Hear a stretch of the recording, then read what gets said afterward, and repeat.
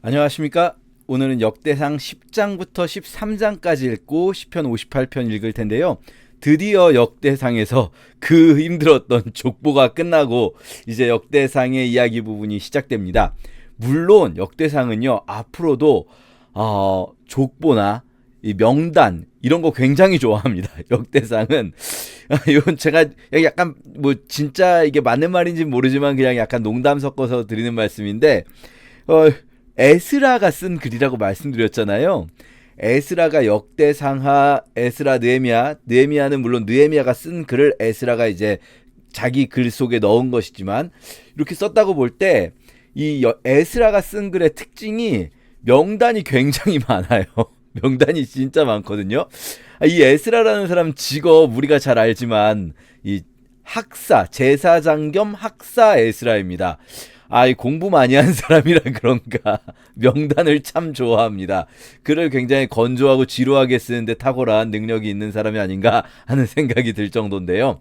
자, 어쨌든 오늘 본문에서도 그래서 중간에 명단이 좀 길게 들어갑니다. 하지만 족보보단 나으니까 힘내서 읽어보면 좋겠고요. 오늘 본문부터 읽으실 때는요, 여러분, 혹시 여러분이 조금 더 여력이 있으시다면 성경책을 두 개를 펴놓고 아니면 우리 영상에서는 이제 역대기를 보여주잖아요. 그러면 성경책 하나 펴놓고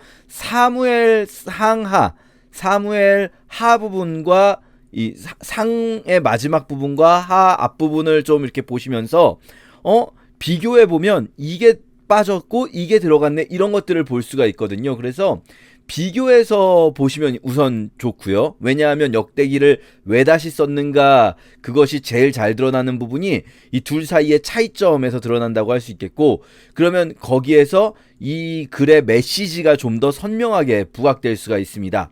이렇게 둘을 좀 비교할 필요가 있고요. 또 한 가지는 그러면 이런 차이가 있는데 이 차이를 우리가 어떻게 해석할 것인가에 대해서는요, 사실은 여러분이 스스로 좀 해석을 해보셔도 좋아요. 왜냐하면 실제 학자들도 딱히 무슨 뭐 여러분이 알고 있는 것 이상의 더 대단한 자료가 있는 게 아닙니다. 그냥 원문 그 자체에서 사무엘 상하와 역대기 상 사이에 차이점을 두고 해석하는 거거든요. 물론 이 그 배경의 시대들이 조금 있고 그건 다 설명을 드렸어요. 그쵸? 사무엘 상하는 주로 포로기에 있던 백성들에게, 역대기는 포로기 이후에 있던 백성들에게 주어진 책이다. 요런 것들을 바탕으로 조금 더 청중의 상황에 따른 메시지를 해석하는데 도움이 될 수는 있지만, 여러분 그동안 설명 들으신 거 쭉 따라오셨다면 충분히 이해하실 수 있거든요. 그러면 사실은 이게 다 해석의 영역이기 때문에 학자들이 해석한 것도 그렇게 딱히 여러분 마음에 와닿지 않을 수 있어요. 그러면 각자 또 한번 묵상해 볼 수 있습니다. 왜 이런 차이가 있을까? 역대기 기자는 무슨 말씀을, 어떤 하나님의 메시지를, 성령께서 주신 메시지를 전하고 싶었던 것일까? 이런 걸 좀 상상해 보면서 우리가 읽을 수 있겠죠. 자, 10장부터 보시면요, 10장에서는 블레셋 사람과 이스라엘 사람이 싸우면서 길보아 산에서 사울이 죽었던 사건. 자, 요거 기억나십니까? 사울의 죽음. 사무엘 상하를 나누는 기준이 바로 사울의 죽음이죠. 사무엘상 31장 마지막 장을 보시면 돼요. 이 역대상 10장은 사무엘상 31장과 평행 본문입니다. 같은 본문이에요. 사무엘상 31장을 거의 그대로 가지고 온 본문이다 라고 할 수 있어요. 그런데 그럼 우리가 이런 본문을 볼 때 그 내용 보시면 거의 이제 문장까지도 거의 유사합니다. 쭉 가지고 온 거죠. 그런데 그럼 다른 부분이 있으면 왜 다르게 한 걸까? 이런 걸 이제 생각을 해보는 거죠. 보시면요, 10장은 거의 다른 게 없습니다. 그냥 쭉 보면은 다른 게 별로 없는데 크게 다른 부분이 딱 있어요. 그게 뭐냐면요, 쭉 보시면은 다른 게 별로 없다가 13, 14절이 원래 없는데 추가돼요. 이 12절까지 7일간 금식하였더라. 이게 여러분 보시면 사무엘상 31장의 마지막에 이렇게 끝나요. 7일 동안 금식하였더라. 이 길르앗 야베스 사람들이 사울을 장사 지낸 후에. 그러니까 사무엘상 31장을 그대로 가지고 왔구나. 그런데 왜 이 역대상 10장에서는 그 아래 13, 14절을 추가했을까? 사울이 죽은 이유는을 설명해 주는 거죠. 이거는 일단 제일 쉬운 생각은 이거죠. 사무엘상은 앞에서 쭉 사울이 얼마나 나쁜 놈인지를 이야기를 쭉 이어왔잖아요. 그리고 사울이 무엇을 잘못했는지를. 그러니까 독자들이 굳이 설명 안 해줘도 이미 알고 있어요. 그런데 사실 역대기는요, 지금까지 족보 나오다가 갑자기 사울 죽음부터 시작하잖아요. 그러니까 이 독자들이 사무엘상을 물론 잘 알고 있는 독자들이기는 하지만 또 아이들이나 젊은이들은 이 본문을 처음 접할 수 있잖아요. 그럴 때 혹시라도 오해하지 말아라. 왜 사울이 죽었지? 그 오해하지 말아라. 사울은 자기 잘못으로 죽은 거다라는 거예요. 어떤 범죄를 하였는가? 이게 그러니까 쉽게 말하면 앞부분에 사무엘상 31장 이전의 사울의 죄악을 딱 요약해 놓은 거예요. 사울의 죄악은 바로 이거야. 딱 심플하게 요약한 겁니다. 그게 무엇입니까? 첫째, 여호와의 말씀을 지키지 않았다. 범죄했기 때문이다. 그 범죄했기 때문이다라는 것을 나누어서 설명해 보면, 첫째, 여호와의 말씀을 지키지 않은 것이 범죄한 거고요. 또 신접한 자에게 가르치기를 청했다. 이것도 마찬가지로 말씀을 지키지 않은 것에 해당할 수가 있겠죠. 그런데 14절에 여호와께 묻지 아니하였으므로 이렇게 번역이 되어 있거든요. 요거 물론 다른 번역본도 대부분 이렇게 번역이 되어 있기 때문에 요게 완전히 틀렸다라고 말씀드리기는 어렵지만 이거 좀 사울 입장에서는 억울할 수 있어요. 왜냐면 지금 순서가 신접한 자에게 가르치기를 청하고 여호와께 묻지 아니하였으므로 이렇게 되어 있는데, 사실 사울이 여호와께 여쭤봤죠. 여호와께 여쭤봤는데 대답이 없으니까 신접한 자에게 간 거 아닙니까? 여호와께 여쭤봤는데 대답이 없어서 신접한 자를 찾아간 건데, 그런데 이렇게 말해버리면 사울 입장에선 매우 억울하다는 생각이 들 수가 있죠. 사실 이거는요, 우리가 이렇게 생각해 볼 수가 있어요. 사울이 진정으로 여호와께 물은 것이 아니었기 때문에 결국 그는 신접한 자를 찾아가게 되었다. 무슨 말인가? 사울은 누구라도 나에게 답을 줄 자를 구한 것이지, 그러니까 신접한 자 찾아가는 거죠. 누구라도 답을 줄 자를 구한 것이지 여호와께 물은 것이 아니다. 이렇게 해석을 할 수도 있어요. 그런데 사실 저는 그것도 조금 이상하다고 생각을 해요. 왜냐하면은 신접한 자를 찾아가서도 사울이 구한 것은 신접한 자에게 물어본 게 아니라 사무엘의 영을 불러달라 한 다음에 여호와께 묻고자 한 거잖아요. 사울은 여호와께 묻고 싶었던 거죠. 사실 요 본문에서요, 묻지 않았다라고 되어 있는데 이 묻다라는 동사로 다라시라는 동사가 쓰입니다. 로 하면은 이제 뭐뭐하지 않았다, not 이거든요. 그러니까 다라시 하지 않았다라는 거예요. 다라시 하지 않았다.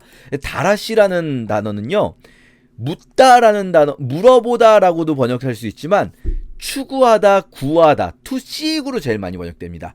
구하다. 그러니까요, 사실 사울이 여호와께 물어보지 않았다라는 번역보다 제가 생각할 때는, 그리고 또 많은 분들이 동의하시는 거는, 이 부분은 여호와를 구하지 아니하였으므로, 이것이 좀 더 적합한 번역이 아닌가 생각됩니다.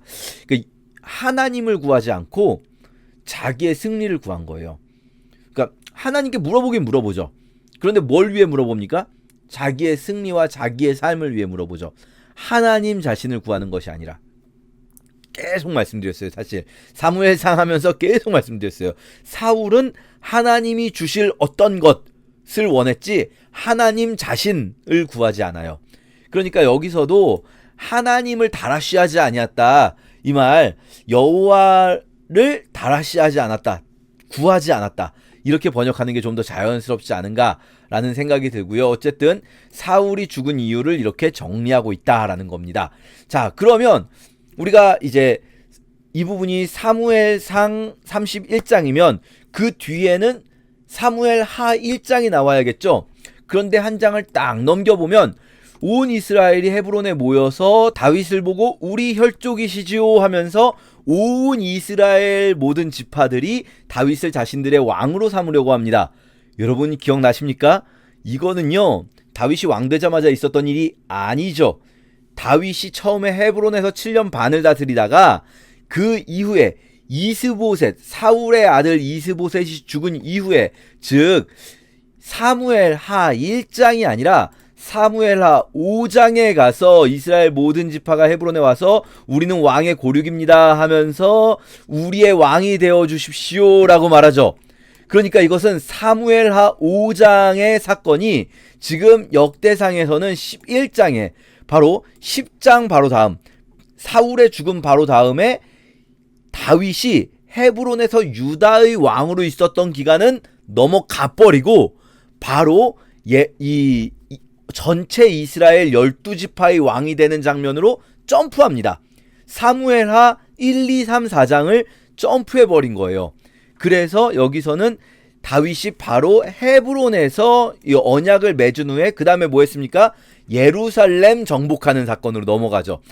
이게 그러니까 이 부분은요, 역대상 11장은 사무엘하 5장하고 평행본문이 되는데, 그러면 딱 봐도 사무엘하 1, 2, 3, 4장을 날려버렸다는 걸 우리가 알 수 있어요. 사무엘하 1, 2, 3, 4장에 어떤 내용이 나옵니까? 다윗은 헤브론에서 유다 지파의 왕이 되어 있고, 북쪽은 이스보셋인 사울 왕의 아들 이스보셋이 왕으로 있어요. 그때 아브넬이 이스보셋을 막 무시하는 발언을 하고 사울의 첩과 동침하고 아브넬을 막 이렇게 요압이 미워하게 되고 요압의 아들 아사엘이 죽고 이런 사건들, 이 이스보셋 왕국과 다윗 왕국 사이에 알력이 있었던 사건들 이야기가 통째로 드러내어져 있습니다. 왜냐? 자, 이 왜냐 부분은 여러분이 또 생각을 해보실 수가 있어요. 역대상은요, 이제 뒤에도 계속 역대상하 계속 말씀드리겠지만, 분쟁하고 분열한 에피소드들을 거의 삭제해요. 분쟁하고 분열하고 서로 싸웠던, 우리 민족끼리 서로 싸웠던 이야기들 빼고요. 대신에 우리가 다른 민족과 싸울 때 기도했던 이야기들을 넣고요. 그리고 우리 민족 안에서 하나님을 섬겼던 이야기들을 더 중심적으로 놓고 있어요. 이건 여러분 오해하지 마세요. 거짓말하거나 역사를 왜곡하는 게 아닙니다. 선택적으로 기록을 하는 거예요. 여러분이 예를 들어서 이순신 장군 이야기를 할 때에도 이순신 장군의 모든 전투를 다 한 이야기 안에 다 담을 수가 없잖아요. 어떤 영화는 명량을 찍고 어떤 영화는 한산을 찍고 어떤 영화는 다른 걸 또 찍지 않습니까? 노량을 찍고 이렇게 하지 않습니까? 그것처럼 선택하거든요. 이 실제 역사 사건들이 여러 사건들이 있는데 다윗의 평생에 얼마나 많은 사건이 있었겠어요. 그런데 그 중에서 전달하고자 하는 메시지에 맞춰서 이 필요한 사건들을 선택을 하는데, 역대기 기자는 분열하고 분쟁했던 사건들은 주로 기록하지 않으려고 해요. 왜냐? 지금 에스라입니까? 제가 지금 역대기 기자라고 계속 말하지만 에스라예요, 에스라. 에스라는 지금 어떤 상황 속에 있냐면 이스라엘 백성을 하나로 묶어야 돼요, 다시. 이스라엘에 돌아온 사람들이 있단 말이에요. 이 크게는 유다와 베냐민과 레위 지파지만 다른 지파에도 일부 돌아온 사람들이 있단 말이죠. 이 이스라엘에 돌아온 남아있는 사람들, 이 사람들을 다시 하나의 민족으로 묶어야 돼요. 우리는 원래 하나의 민족이었어 이러면서 막 묶어야 돼요, 이 사람들을. 근데 우리 안에서 야, 니네 조상들하고 우리 조상들하고 싸웠어 이런 얘기를 굳이 넣을 필요가 없잖아요, 지금. 그쵸? 아마도 이건 뭐 제 생각입니다만, 아마도 제 생각에는 그래서 그런 분열의 역사를 뺀 것이 아닌가. 그만큼 에스라 입장에서는 간절해요. 어떤 것이요? 이 하나 되게 함. 다시 한번 이 나라가 포로 이후에 사실상 망한 나라예요. 망했고요. 실제로 나라가 남아있지 않아요. 지금 에스라 시기에는 나라가 있는 것이 아니고 페르시아의 식민지로서 페르시아의 영토에 있는 하나의 도예요. 도. 나라가 아니라 하나의 도. 충청남도처럼 하나의 도로 남아있단 말이죠. 페르시아의 속주로. 그런 상황에서 그래도 우리가 하나의 나라고, 우리가 그냥 하나의 나라가 아니라 하나님의 나라다 라는 걸 백성들에게 계속 알려주기 위해서 역대기를 다시 썼단 말이죠. 자, 그렇게 우리 조상들의 조금 안 좋았던 역사를 빼고 특히 분열의 역사를 뺍니다. 자, 그런가 하면은 또 이렇게 첨가한 게 있어요. 이게 사무엘하하고 사무엘하 5장하고 역대상 11장을 나란히 놓고 보면 이거는 갑자기 이 얘기가 뭐지 하는 게 들어옵니다. 뭐냐면 나머지는 거의 비슷해요. 거의 문장이 비슷한데 예루살렘을 칠 때 요압이 먼저 올라가서 예루살렘을 쳤기 때문에 요압이 대장군이 됐다는 이야기는요, 이거는 어디서도 사무엘상하 어디서도 볼 수 없는 이야기예요. 요압이 예루살렘을 칠 때 선봉에 섰었다라는 이야기. 그리고 다윗이 다윗성을 중수하게 되는데 그때 밀로에서부터, 이 밀로가 뭔지 몰라서 그냥 발음 히브리어 자체를 음역해놨다 말씀드렸는데, 지금은 이제 그 예루살렘에 보면은 벽돌을 엄청 많이 쌓아놓은 곳을 밀로라고 부른다 말씀드렸어요. 자, 어쨌든 다윗이 다윗성을 중수할 때도 요압이 중수하였더라. 예루살렘 성과 다윗성을 중수할 때 요압이 이 성을 다시 건축하는, 재건하는데 요압이 중요한 역할을 했다는 이야기가 들어가요. 이게 갑자기 왜 들어갔지? 이거 되게 어려워요, 이 부분은. 왜냐면 요압은 좋은 사람이 아니잖아요, 우리가 알기로. 요압, 왜 갑자기 요압을 중요한 사람으로 다뤄주고 있지? 라는 생각이 들어요. 요 부분은요, 여러분, 사실은 이게 해석자마다 좀 달라요. 여러분도 한번 생각을 해보시면 좋을 것 같아요. 어떤 분들은 크게 의미를 둘 필요가 없다, 그냥 요압이 그렇게 했다는 거를 그냥 기록하고 있을 뿐이다, 크게 의미를 두지 않아도 좋겠다, 요 두 구절 정도. 그런데 또 어떤 분들은 이거는 의미가 있다, 요압을 다시 세워주고 있다. 왜냐하면 사무엘 상하는 기본적으로 앞서 말씀드린 신명기 역사는 다윗까지도 다윗의 다른 어떤 것보다 다윗의 죄악을 중점적으로 다루고 있잖아요. 그러니까 사무엘 하에서 제일 중요한 사건이 밧세바 사건, 그리고 사무엘 하 뒷부분에서 제일 많은 분량 차지하는 게 밧세바 사건에서 연결되는 압살롬의 반역 아닙니까? 이게 사실상 사무엘 하 후반부 전체예요, 압살롬 반역이. 그런데 이 역대기에서는요, 밧세바 사건하고 압살롬 사건을 통째로 드러내버립니다. 그리고 나면요, 요압이 나쁜 놈으로 짓하는 게 없어져요. 요압이 나쁜 짓 하는 거는요, 밧세바 사건하고 압살롬 사건에 들어가 있는 거거든요, 요압이 나쁜 짓 하는 거는요.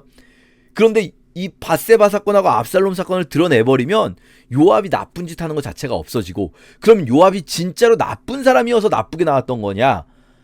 아니다. 사실 앞에 사무엘하는 다윗도 나쁜 놈으로 그리고 있지 않냐, 솔로몬도 나쁜 놈으로 그리고 있고요. 그러니까 요압도 요압이 나쁜 놈이었던 게 아니라 그 앞에서 이 신명기 역사는 우리 조상들의 잘못한 점들을 말하고 있었기 때문에 요압의 잘못한 점을 강조했지만, 요압이라는 사람이 그렇게 나쁘게만 볼 사람인가? 이렇게 이제 역대기는 요압의 잘한 점도 기록하고 있다라는 것. 왜냐하면 또 요압이라는 사람이 이스라엘 역사에서 굉장히 중요한 이 역할을 수행한 사람이었기 때문에, 초기에 나라를 건국하는 데 있어서 중요한 역할을 수행한 사람이었는데 그 사람이 나쁜 놈이었다, 이렇게 말하는 게 이 에스라 입장에서는 우리나라에 대한 어떤 뭐랄까요, 자부심을 세워주는데 불필요하다. 그리고 요압이 그렇게 나쁜 놈만은 아니었다라고 생각을 할 수 있는 거죠. 애초에 만약에 요압을 나쁜 놈으로 말하려면은 밧세바 사건과 압살롬 사건을 이야기해야 되고, 그럼 다윗까지도 다시 나쁜 놈이 돼버리는 거기 때문에 요압이 뭐랄까요, 다시 좋은 사람처럼, 요거를 우리가 이제 요 부분을 만약에 이렇게 해석한다면 이럴 수 있어요. 우리 자신도요, 우리는 굉장히 복합적인 인물들입니다. 우리 모두는, 우리는 입체적인 인간들이에요. 그래서 어떤 부분에서는 우리는 되게 믿음으로 승리하기도 하고 하나님 앞에 정말 진실하게 나아가기도 하지만, 또 어떤 때는 우리는 언제 그랬냐 싶게 무너질 때도 많아요. 그러면 하나님은 우리의 그런 죄악의 순간들, 우리가 잘못한 것들 하나님 다 기억하시겠죠, 아시죠? 그리고 그것들의 잘못이 사라지지 않을 거예요.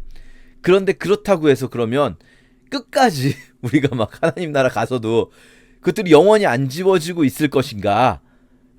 그렇지는 또 않을 거다라는 생각을 하게 만들어요. 역대기를 다시 씀으로써 다윗도 솔로몬도 요압도 물론 그 시대에 잘못 살았던 점들이 있고 하나님 앞에, 백성들 앞에 부끄러운 점들이 많았던 지도자들이었지만, 그러나 하나님께서 기록하실 때 또 다른 또 하나님의 책에서는 이렇게 기록하고 있다라는 것, 우리 자신을 좀 생각해 볼 수 있지 않을까 합니다. 되게 요압은 우리 같은 사람이거든요, 사실. 자, 그러면서요, 갑자기 다윗에게 있는 용사의 우두머리는 이러하니라 하면서, 여러분 이거 이 세 용사 나오고 또 다음 세 용사 어디서 본 것 같지 않습니까? 이건 갑자기 푹 점프해 버려서요, 이 사무엘하 마지막 부분이에요. 다윗의 인생 말년에 사무엘하 23장 부분입니다. 기억나실 거예요. 사무엘하 읽으시면서 다윗의 용사들의 명단, 다윗의 용사들의 명단이 여기 갑자기 다시 나와요. 물론 몇몇 사람들은 발음이 좀 이상하게 바뀌었습니다. 앞에서 요셉 바세벳이라고 나왔던 사람이 여기는 야소부암 이렇게 나와요. 요셉, 야소부암 비슷하지 않습니까? 어차피 그러니까 요 시대가 흐르면서 발음이 조금 바뀔 수는 있는데 이게 왜 여기 다시 나오지? 하는 생각을 하게 돼요. 갑자기 요게 아마도 이건 또 저의 생각입니다.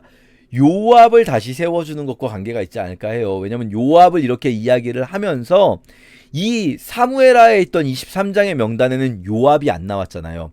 근데 여기는 요압이 우두머리가 되었다라는 이야기를 하면서 요압이 우두머리이고 다른 용사들이 쭉 나오는 거죠. 뭐 다르게 해석할 수도 있긴 합니다. 왜 순서를 여기에 넣었을까? 여러분도 한번 또 생각해 보시면 좋겠어요. 확실한 거는요. 이게 가다가 여러분 사무엘하 23장의 명단에서 마지막에 누가 나왔는지 아십니까? 여러분 요거 혹시 기억하실 수도 있어요. 중요한 사람이 나왔거든요. 마지막에 우리아가 나왔습니다. 우리아, 햇사람 우리아, 바세바의 남편. 그런데 여기서는요. 쭉 보다가 우리아가 나와요. 근데 우리아가 나온 다음에 안 끝나요. 원래 우리아가 나오면 이제 끝나줘야 되는데 우리아가 나온 다음에 어디 나옵니까? 제가 찾질 못하고 있는데 여기 나옵니다. 우리아가 나온 다음에 아래 계속 이어지는데요. 이 뒷부분은요. 원래 없던 사람들이에요. 원래 사무엘하에는 없던 사람들이 47절까지 나와요. 명단이 늘어났다라는 겁니다. 명단을 좋아해요. 에스라는 명단을 너무 좋아해요. 이걸 어느 정도로 좋아하냐면요, 여러분. 자, 역대상 11장이 지금 예루살렘을 정복했잖아요. 그러면 사무엘하 5장에서 예루살렘을 정복하고 사무엘하 6장에 바로 어떤 사건이 나오냐면요. 예루살렘 정복하자마자 여러분 이거 조금 생각하면 아실 수 있어요. 다윗이 예루살렘을 정복하자마자 12지파의 왕이 되자마자 한 일이 법궤 가지고 오는 일입니다.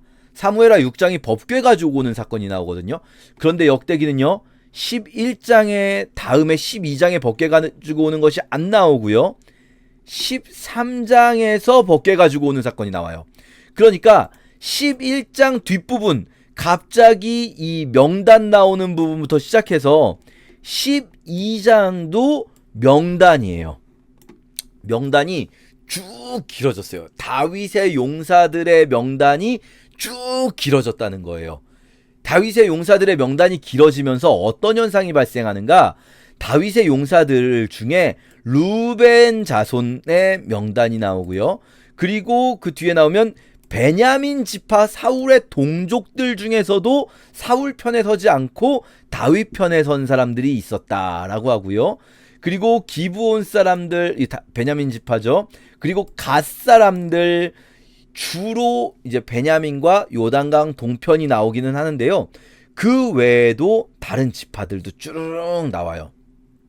그래서 므낫세 지파, 지금 갓, 르우벤, 므낫세 절반은 요단강 동편이죠. 주로 요단강 동편 지파들이 나오지만 다른 사람들도 쭉 나오면서 아래 읽어보면 유다 자손, 시므온 자손, 레위 자손, 에브라임 자손, 베냐민 자손, 므낫세 자손, 이사갈 자손 모두가 다윗의 군대 안에 있었다. 모두가 다윗의 군대 안에 있었다는 명단이 나옵니다. 자, 이거 왜 이럴까요? 이것도 이제 저의 해석에 대해서는 여러분 아시겠죠?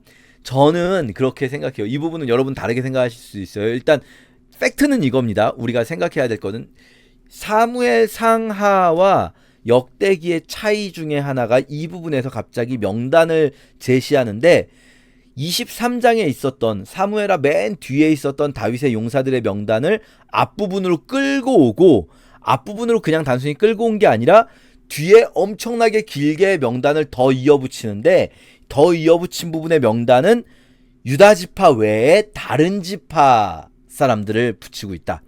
그러니까 사무엘하 23장은 유다 지파였을 거예요. 주로 다윗의 수하들. 그러나 이제는 여러 모든 지파가 다윗의 군대에 있었다라는 걸 보여주고 싶어요. 왜 그렇습니까? 제 생각에는 요것도 마찬가지로 우리는 하나였다. 다윗의 군대는 유다 지파가 아니었다라는 걸 보여주고 싶은 걸 거예요. 실제로 그랬을 거예요. 당연히 그렇죠. 다윗의 군대가 왜 유다 지파입니까? 다윗은 12지파의 왕이었으니까요. 그런데 이게 너무 당연한, 다윗이 12지파 전체의 왕이었다는 게 너무 당연한 시기가 있었을 텐데 사무엘 상하를 기록했을 때만 해도 그걸 굳이 강조할 필요가 없었을 것 같아요. 너무 당연하니까. 다윗은 모든 이스라엘의 왕이었다. 이게 너무 당연하니까. 그리고 우리는 하나였다. 너무 당연하니까. 이거 굳이 강조할 필요가 없죠. 왜냐하면은 여러분 생각해 보세요. 우리가 하나였다가, 그러니까 우리 뭐 경기도, 강원도, 충청도, 경상도, 전라도 다 같이 하나로 살고 있잖아요. 저희가 하나로 살고 있다가 이게 나라가 뭐 포로가 됐어요. 끌려갔어요. 당장은 우린 대한민국이다라고 생각을 하죠. 대한민국이다. 근데 시간이 오래 지나요. 시간이 오래 지난 다음에는 점점 더, 야, 우리가 뭐 니네하고 우리하고 뭔 상관인데, 이런 사람들이 늘어나기 시작할 거예요. 점점 더 그런 사람들이 늘어나겠죠. 근데 에스라는 이들을 하나로 묶어야 돼요. 다윗도 어떤 사람들은 그렇게 말할 수 있어요. 야, 다윗도 결국은 유다 지파의 왕 아니야? 결국은 유다 니네들만 짱이라는 거 아니야? 뭐 니네들끼리 해봐. 그럼 유다 니네들끼리 잘해봐. 뭐 이런 사람들이 생길 수 있잖아요. 에스라는 다윗의 군대 안에는 12지파 모두가 있었다라는 걸 굉장히 긴 명단을 통해서 강조하고 있는 거죠. 물론 저희도 이제 요즘에 무슨 여러분이 학위 논문 같은 걸 읽으시면 명단이 많이 나와요. 길게. 그러면 그게 감흥이 있을까 과연 이 명단들이 이런 생각을 할 수는 있습니다만, 어쨌든 에스라는 그의 방식으로, 에스라 자신의 방식으로 이것들을 백성들에게 너무나 전달해주고 싶지 않았는가라는 생각을 해보게 됩니다. 자, 그래서 12장에서는요 여러 지파들이 모두 다 자발적으로 다윗의 군대에 합류하는데, 마지막 이 12장의 마지막 이 긴 명단, 11장 뒷부분부터 시작되는 긴 명단의 마지막 요 부분을 여러분께 강조드리고 싶어요. 이스라엘 가운데 기쁨이 있었더라. 기쁨이 있음이었더라. 예, 기쁨이 있음이었습니다.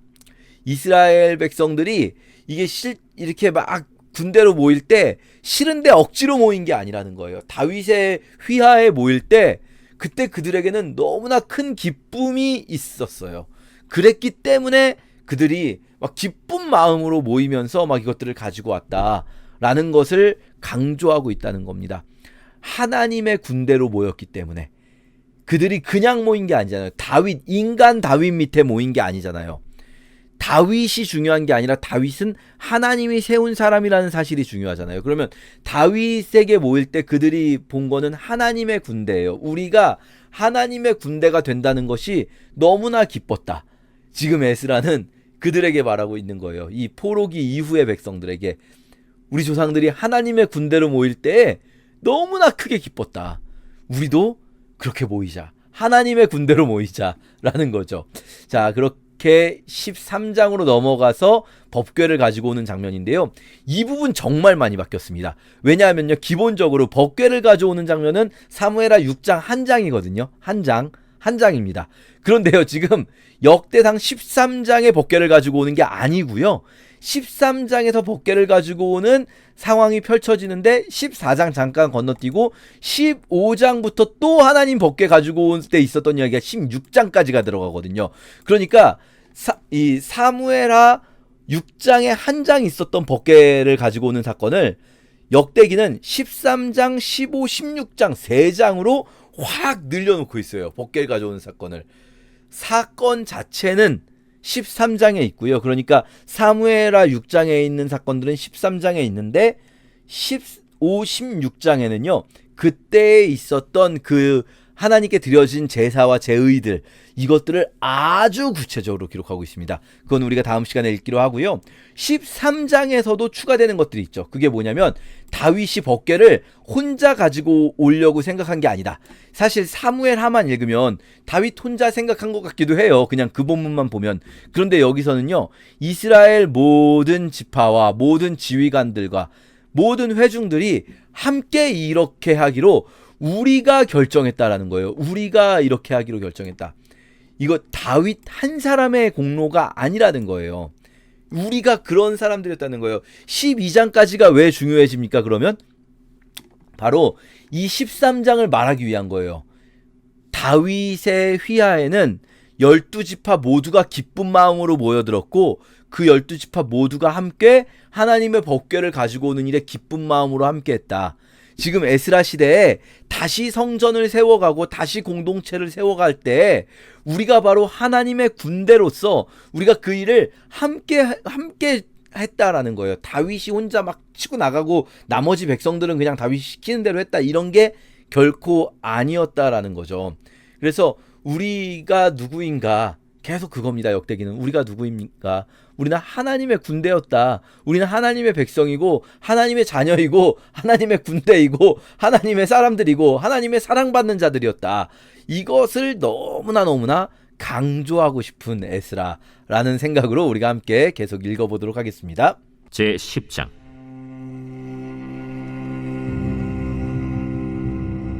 블레셋 사람들과 이스라엘이 싸우더니 이스라엘 사람들이 블레셋 사람들 앞에서 도망하다가 길보아 산에서 죽임을 당하여 엎드러지니라.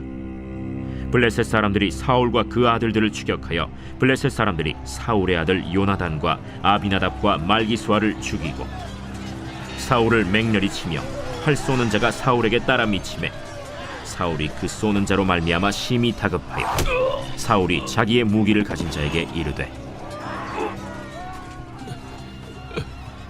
너는 칼을 빼어 그것으로 나를 찌르라. 할례 받지 못한 자들이 와서 나를 욕되게 할까 두려워하노라.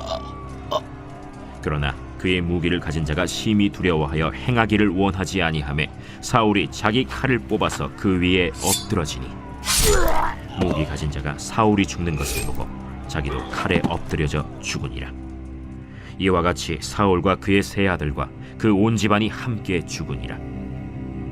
골짜기에 있는 모든 이스라엘 사람이 그들의 도망한 것과 사울과 그의 아들들이 다 죽은 것을 보고 그 성읍들을 버리고 도망하매 블레셋 사람들이 와서 거기에 거주하니라. 이튿날에 블레셋 사람들이 와서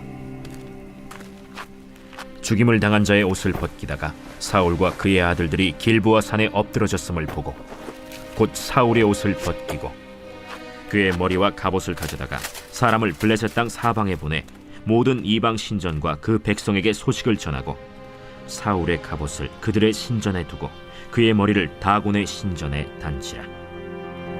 길르앗 야베스 모든 사람이 블레셋 사람들이 사울에게 행한 모든 일을 듣고 용사들이 다 일어나서 사울의 시체와 그의 아들들의 시체를 거두어 야베스로 가져다가 그곳 상수리 나무 아래에 그 해골을 장사하고 7일간 금식하였더라. 사울이 죽은 것은 여호와께 범죄하였기 때문이라. 그가 여호와의 말씀을 지키지 아니하고 또 신접한 자에게 가르치기를 청하고 여호와께 묻지 아니하였으므로 여호와께서 그를 죽이시고 그 나라를 이새의 아들 다윗에게 넘겨주셨더라. 제11장. 온 이스라엘이 헤브론에 모여 다윗을 보고 이르되 우리는 왕에 가까운 혈족이니이다.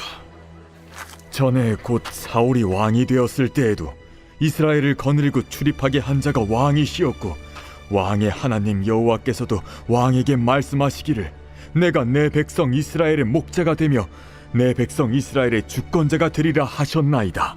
이에 이스라엘의 모든 장로가 헤브론에 있는 왕에게로 나아가니 헤브론에서 다윗이 그들과 여호와 앞에 언약을 맺음에 그들이 다윗에게 기름을 부어 이스라엘의 왕으로 삼으니 여호와께서 사무엘을 통하여 전하신 말씀대로 되었더라. 다윗이 온 이스라엘과 더불어 예루살렘 곧 여부스에 이르니 여부스 땅의 주민들이 거기에 거주하였더라. 여부스 원주민이 다윗에게 이르기를 내가 이리로 들어오지 못하리라 하나 다윗이 시온산 성을 빼앗았으니 이는 다윗 성이더라. 다윗이 이르되 먼저 여부수 사람을 치는 자는 우두머리와 지휘관으로 삼으리라 하였더니 스루야의 아들 요압이 먼저 올라갔으므로 우두머리가 되었고 다윗이 그 산성에 살았으므로 무리가 다윗 성이라 불렀으며 다윗이 밀로에서부터 두루 성을 쌓았고 그 성의 나머지는 요압이 중수하였더라. 만군의 여호와께서 함께 계시니 다윗이 점점 강성하여 가니라. 다윗에게 있는 용사의 우두머리는 이러하니라. 이 사람들이 온 이스라엘과 더불어 다윗을 힘껏 도와 나라를 얻게 하고 그를 세워 왕으로 삼았으니 이는 여호와께서 이스라엘에 대하여 이르신 말씀대로 함이었더라. 다윗에게 있는 용사의 수효가 이러하니라. 학몬 사람의 아들 야소브암은 30명의 우두머리라. 그가 창을 들어 한꺼번에 300명을 죽였고 그 다음은 아호아 사람 도도의 아들 엘르아살이니 세 용사 중 하나이라. 그가 바스담밈에서 다윗과 함께 있었더니 블레셋 사람들이 그곳에 모여와서 치니 거기에 보리가 많이 난 밭이 있더라. 백성들이 블레셋 사람들 앞에서 도망하되 그가 그 밭 가운데에 서서 그 밭을 보호하여 블레셋 사람들을 죽였으니 여호와께서 큰 구원으로 구원하심이었더라. 30 우두머리 중 세 사람이 바위로 내려가서 아둘람 굴 다윗에게 이를 때에 블레셋 군대가 르바임 골짜기에 진쳤더라. 그때 다윗은 산성에 있고 블레셋 사람들의 진영은 베들레헴에 있는지라. 다윗이 갈망하여 이르되 베들레헴 성문 곁 우물물을 누가 내게 마시게 할꼬? 이 세 사람이 블레셋 사람들의 군대를 돌파하고 지나가서 베들레헴 성문 곁 우물물을 길어가지고 다윗에게로 왔으나 다윗이 마시기를 기뻐하지 아니하고 그 물을 여호와께 부어드리고 이르되 내 하나님이여, 내가 결단코 이런 일을 하지 아니하리이다. 생명을 돌아보지 아니하고 갔던 이 사람들의 피를 어찌 마시리이까? 그들이 자기 생명도 돌보지 아니하고 이것을 가져왔으므로 그것을 마시기를 원하지 아니하니라. 세 용사가 이런 일을 행하였더라. 요압의 아우 아비새는 그 3명 중 우두머리라. 그가 창을 휘둘러 300명을 죽이고 그 3명 가운데에 이름을 얻었으니 그는 둘째 3명 가운데 가장 뛰어나 그들의 우두머리가 되었으나 첫째 3명에게는 미치지 못하니라. 갑스엘 용사의 손자 여호야다의 아들 브나야는 용감한 사람이라. 그가 모압 아리엘의 아들 둘을 죽였고 또 눈 올 때에 함정에 내려가서 사자 한 마리를 죽였으며 또 키가 큰 애굽 사람을 죽였는데 그 사람의 키가 5규빗이요 그 손에 든 창이 배틀채 같으나 그가 막대기를 가지고 내려가서 그 애굽 사람의 손에서 창을 빼앗아 그 창으로 죽였더라. 여호야다의 아들 브나야가 이런 일을 행하였으므로 세 용사 중에 이름을 얻고 30명 중에서는 뛰어나나 첫째 세 사람에게는 미치지 못하니라. 다윗이 그를 세워 시위대장을 삼았더라. 또 군사 중에 큰 용사는 요압의 아우 아사헬과 베들레헴 사람 도도의 아들 엘하난과 하롤 사람 삼훗과 블론 사람 헬레스와 드고아 사람 이게스의 아들 이라와 아나도 사람 아비에셀과 후사 사람 시프게와 아호아 사람 일레와 느도바 사람 마하레와 느도바 사람 바하나의 아들 헬렛과 베냐민 자손에 속한 기브아 사람 리베의 아들 이데와 비라돈 사람 브나야와 가스 시내가에 사는 후레와 아르바 사람 아비엘과 바하룸 사람 아스마웻과 사알본 사람 엘리아바와 기손 사람 하셈의 아들들과 하랄 사람 사게의 아들 요나단과 하랄 사람 사갈의 아들 아히암과 우레 아들 엘리발과 무게라 사람 헤벨과 블론 사람 아히야와 갈멜 사람 헤스로와 에스베의 아들 나아레와 나단의 아우 요엘과 하그리의 아들 미팔과 암몬 사람 셀렉과 스루야의 아들 요압의 무기 잡은 자 베롯 사람 나하레와 이델 사람 이라와 이델 사람 가렙과 헷 사람 우리야와 알레의 아들 사밧과 르우벤 자손 시사의 아들 곧 르우벤 자손의 우두머리 아디나와 그 추종자 30명과 마가의 아들 하난과 미덴 사람 요사밧과 아스드라 사람 우시야와 아로엘 사람 호담의 아들 사마와 여이엘과 시므리의 아들 여디아엘과 그의 아우 디스 사람 요하와 마하위 사람 엘리엘과 엘라암의 아들 여리베와 요사위야와 모압 사람 이드마와 엘리엘과 오벳과 무소바 사람 야시엘이더라.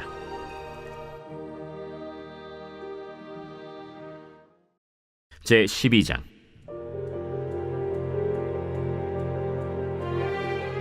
다윗이 기스의 아들 사울로 말미암아 시글락에 숨어 있을 때 그에게 와서 싸움을 도운 용사 중에 든 자가 있었으니 그들은 활을 가지며 좌우 손을 놀려 물매도 던지며 화살도 쏘는 자요 베냐민 지파 사울의 동족인데 그 이름은 이러하니라.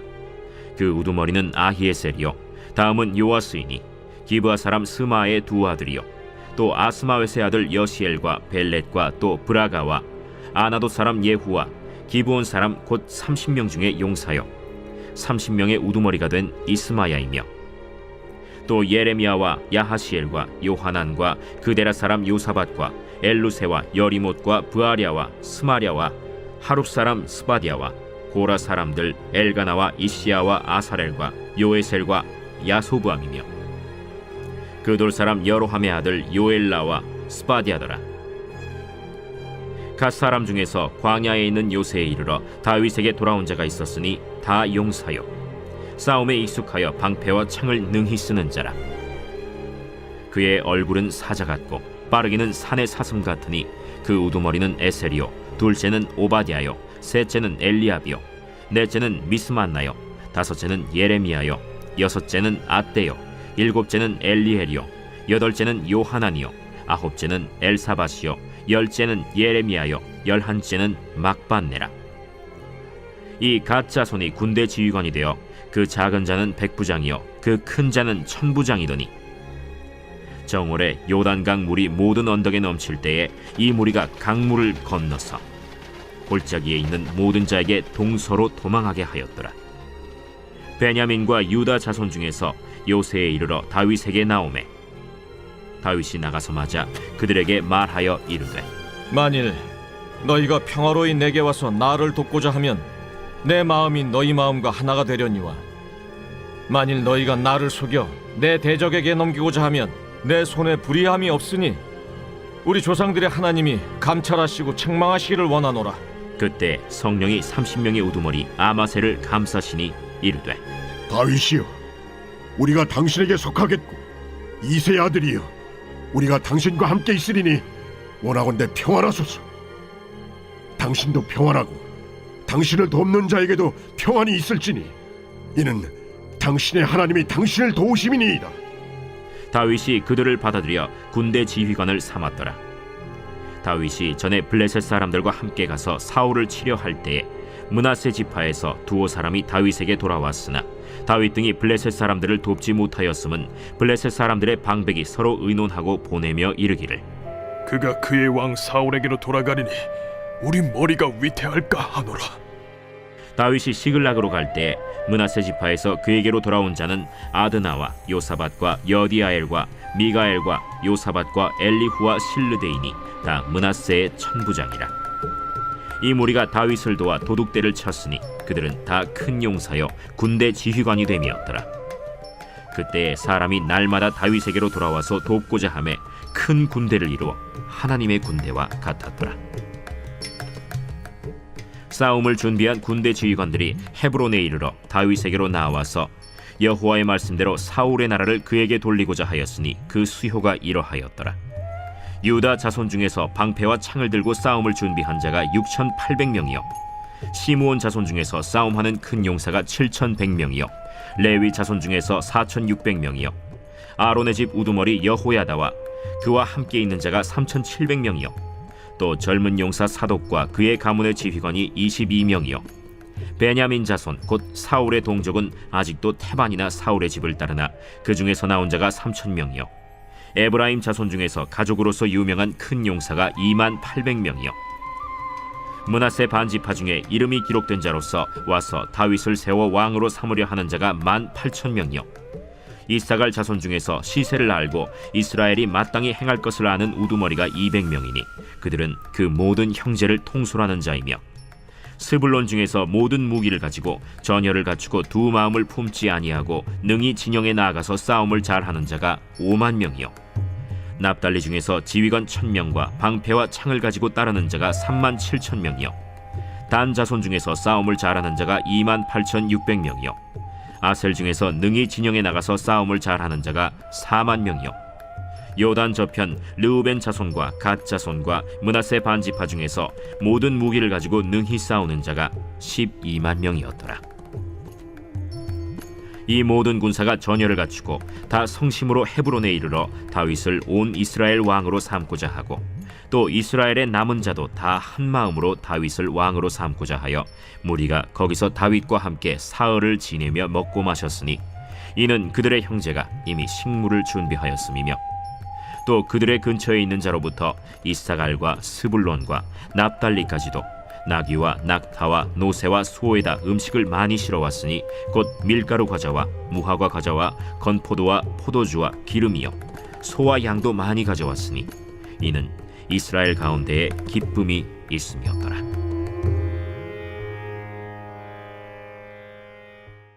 제 13장.